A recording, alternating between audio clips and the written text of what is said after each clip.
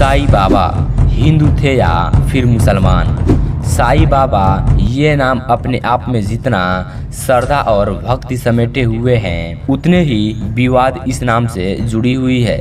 जहां इनके मानने वाले भगवान का दर्जा देते हैं, वहीं इनके विरोधी इन्हें पाखंडी और ढोंगी भी कहते हैं। यहाँ तक भी इनके धर्म को लेकर अटकलें लगते रहते हैं। कुछ लोग इन्हें हिंदू धर्म के बताते हैं, तो वहीं कुछ लोग इन्हें मुसलमान धर्म के फकीर बताते हैं। आज की इस वीडियो में हम साईं बाबा के जीवन पर से कई रहस्यों पर से पर्दा उठाने की कोशिश करेंगे।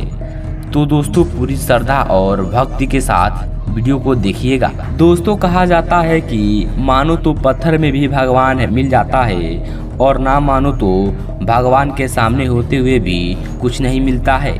और जिन्हें भगवान मिल जाता है वो हर जात से ऊपर उठ जाता है।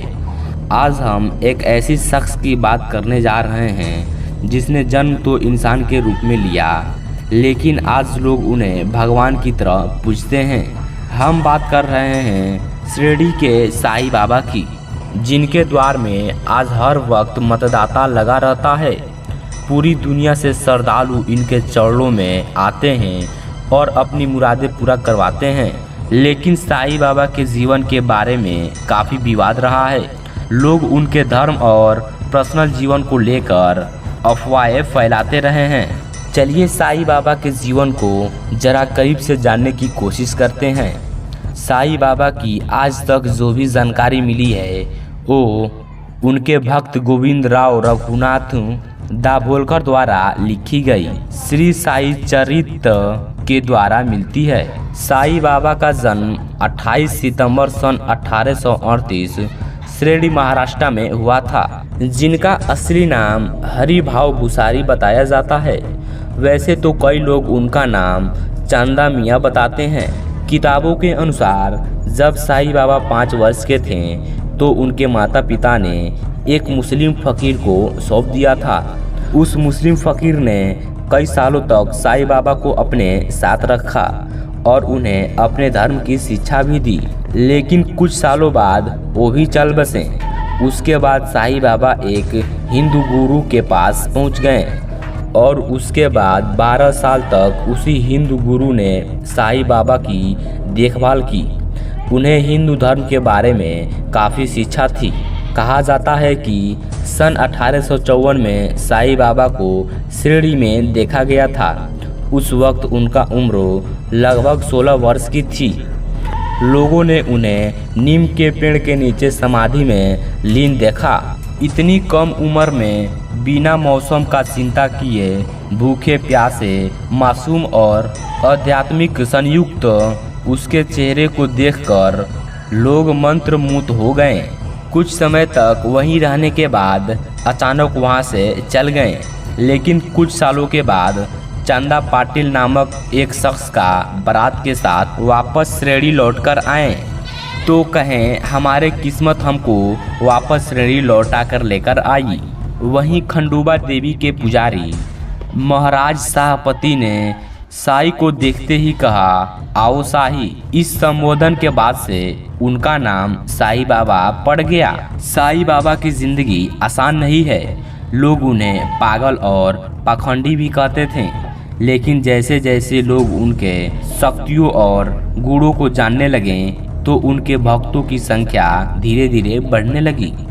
साईं बाबा बहुत ही सदा जीवन जीते थे। केवल शिरडी के 5 परिवारों से एक दिन में 2 बार भिक्षा मांगते थे।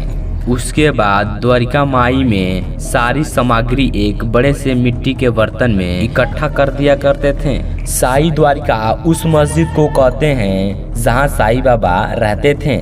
साईं बाबा के कई चमत्कार काफी मशहूर थे, जो लोग उनके चमत्कार को देखकर आश्चर्यचकित रह जाते थे और उन्हें भगवान का अवतार भी मानने लग गए थे।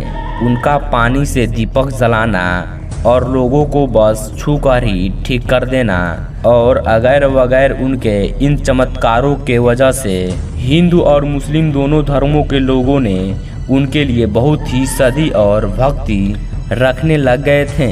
साईं बाबा अक्सर बोलते थे कि सबका मालिक एक है अल्लाह मालिक। उन्हें गीता और रामायण के साथ साथ उन्हें कुरान का भी अच्छा ज्ञान था। इसके अलावा पूजा पाठ के साथ साथ भी नमाज भी अदा किया करते थे।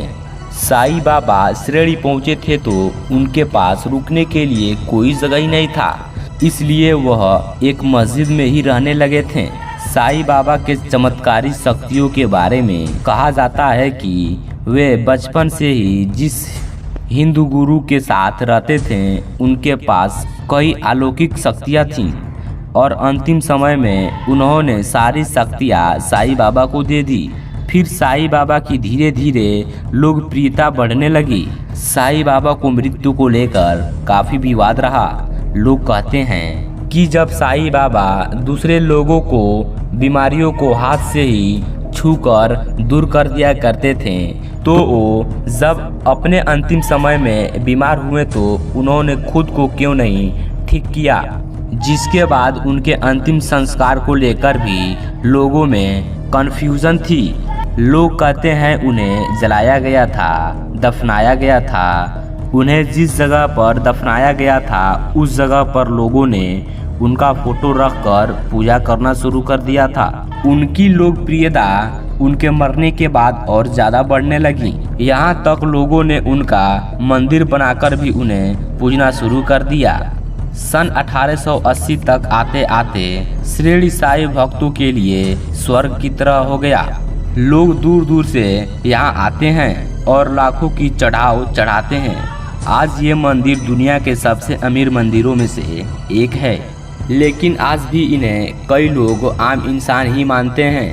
उनका कहना यह है कि वे केवल आम इंसान ही थे और कई लोग ऐसे भक्त हैं जो साईं बाबा को शिरडी वाले सच्चे भक्त हैं। दोस्तों, आपको क्या लगता है कि विश्वास और अंधविश्वास के बीच ही बहुत महीन लकीर होती है, जिसे समझना बहुत ही ज़रूरी है। और आपका इस बारे में क्या राय है, कमेंट करके ज़रूर बताइएगा। दोस्तों, फिर हम अगले वीडियो मिलते हैं, तब तक के लिए जय हिंद, जय भारत।